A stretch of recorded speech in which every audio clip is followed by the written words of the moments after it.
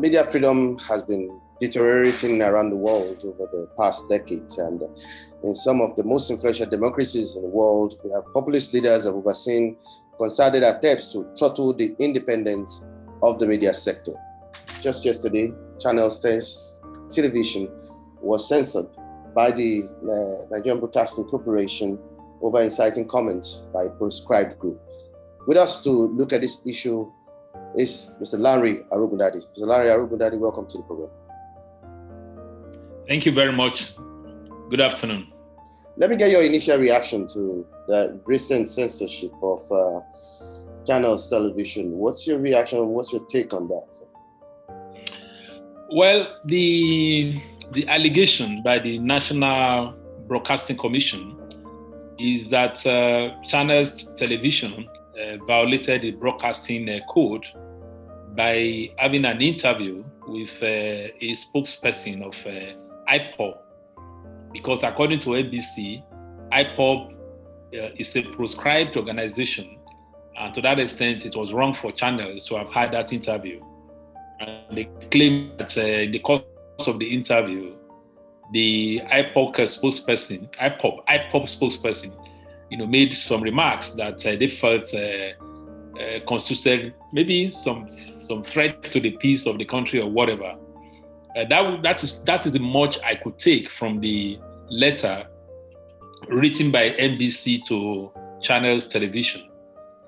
And my reaction to that, because at first I ensured that I read the letter, then I listened to that interview, and quite frankly, the reaction of NBC is totally out of place, and it is just this, trend of threatening and intimidating, so that able to play its role. And as a promoter, of public good, in the first instance, I'm not aware of any law in Nigeria that says that an individual cannot make reference to a proscribed organization. I'm not aware. Boko Haram is not a recognized institution in Nigeria, but even the army, the authorities, do talk about Shekau. Interviews with him, are relayed, reports by him are carried. In the letter written by NBC, they themselves mentioned IPOB. If IPOB is why didn't they just say a proscribed organization? They themselves mentioned IPOB.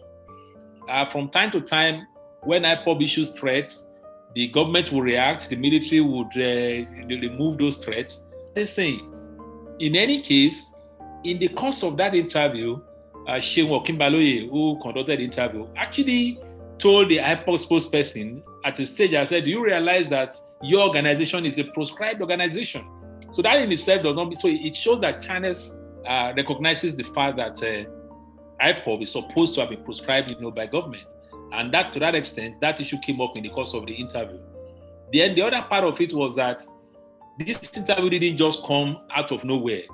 There was an attack in Imo State, and according to Shehu in that interview, the local residents were claiming that the attack was carried out by ESN, IPOB, or whatever. And what he was doing was to get their reaction to that. I felt that the government would be interested in that kind of conversation, because it helps their process of intelligence gathering in terms of the way these people are thinking. Yes, there was some references to, so you could consider explanatory, like towards the end when he said, or what they want to do is to drive away the Fulani or whatever. But that is not a Channel's agenda. Channel didn't say that, they supported that.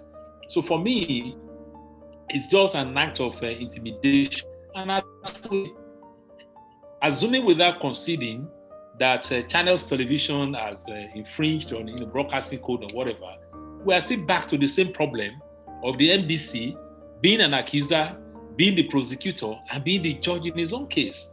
And the much I know, I'm not a lawyer, is that, only because of law can you impose fines. And you're even, the way they talk about these fines flippantly, they are talking of 5 million as if your intention is just to destroy, the business.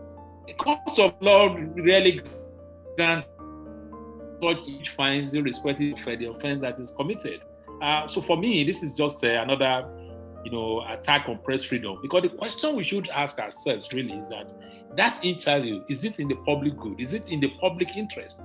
And my own position is that it's in the public interest, because we're having all these spades of killings across the country, and where an organization, whether prescribed or not, is accused, the media has a responsibility to get the reaction of that organization to know whether they are behind the attacks or not.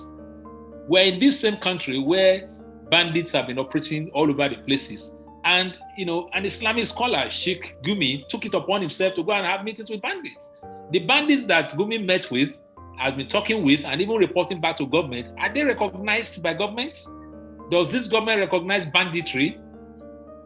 I just don't understand. That's a good one. Let me take it up from there. And circle back to you with regards to Gumi's own stance on this. Part of the arguments on social media, in the public space at this point in time, is that if it's okay for the TV stations to host and honor the threats of Miyetti Allah without consequences, and their broadcast license is not at risk, why would you do the same with IPOB? Is the government, what's your view about this government's double standard as far as this is concerned? Well, I think we have to separate the issues really. Let's take it from what they are saying. What the NBC says is that their grounds with channels is because they spoke with a spokesperson of a proscribed organization. And truly, by the pronouncement of government, IPOB is supposed to be proscribed. Miyetti Allah is not a proscribed organization, although it often comes out in defense of acts of terrorism by particular groups in the country.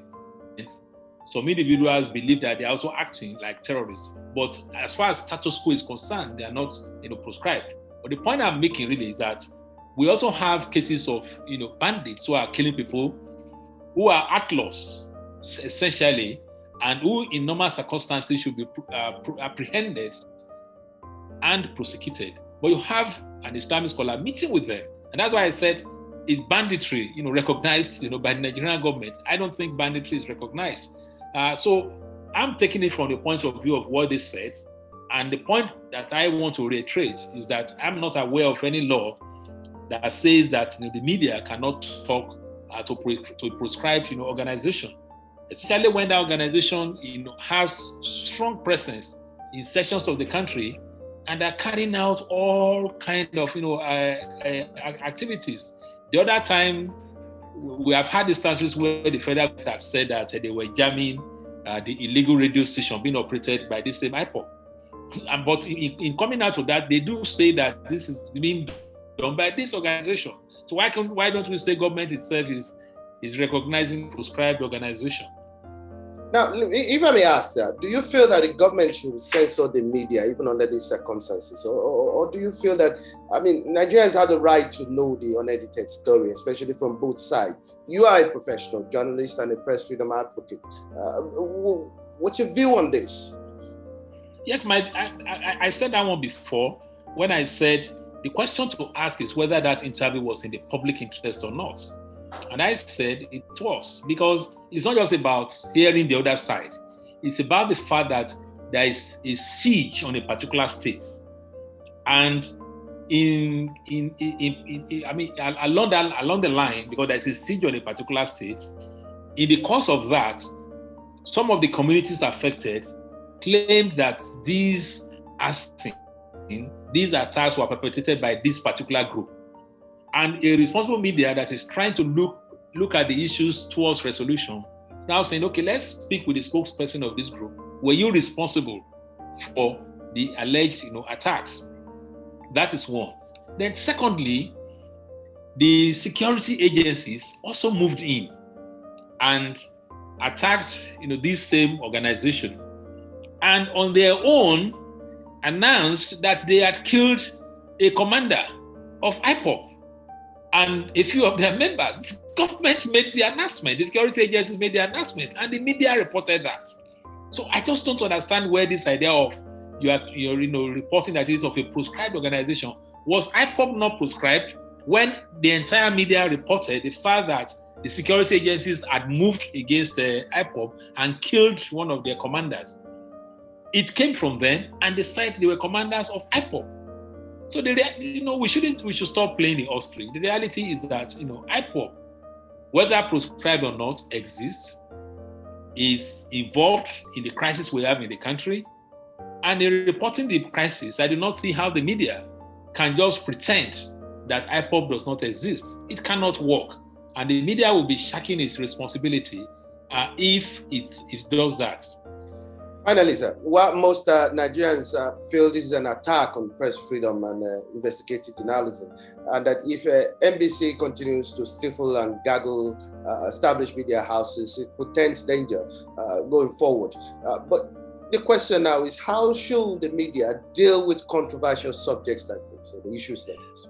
Well, you see, we're in a democracy, and I think that media proprietors must realize that it gets to a stage where, settlements behind the scene, behind the curtains, would come around to haunt them. I feel that because we have had instances in the past where, under the military, newspapers were proscribed. The Concord, the Guardian, even under the military. What the media did then, what the concerned media outlets did then, was to go to court to challenge their proscription, even under a law, although it was a military law, because the proscriptions were carried out under a decree. And I think in the case of the Guardian or some of them, I think that was a Decree 43 or something like that the military government promulgated. So ab initio, the military claimed that they were acting legally. But the media went to court, challenged that, and at a stage, the court of this land, made pronouncements that the proscription was illegal because it violated the African Charter of Human Rights, it violated various laws. So for me, yes, I understand the businesses want to survive. They don't want somebody to just arbitrarily shut them down. That letter was full of threats of where you could be suspended, your license could be suspended, you could be shut down, and it's just absolutely amazing the amount of threats that is contained in that 2-page letter. When the media faces a situation like this, I think the media proprietors need to have a rethink, and for them to be courageous, say that we're in a contest threats at the court of law. That, for me, is what we need to do. But this matter is also not just for media proprietors alone.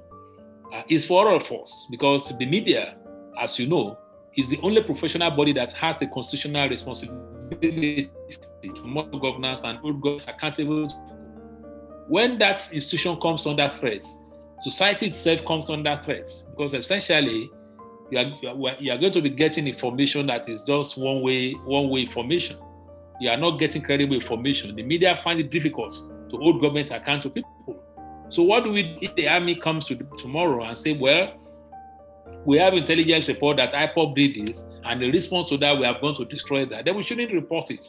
We shouldn't report successes being recorded by the military against Boko Haram. It's arrant nonsense.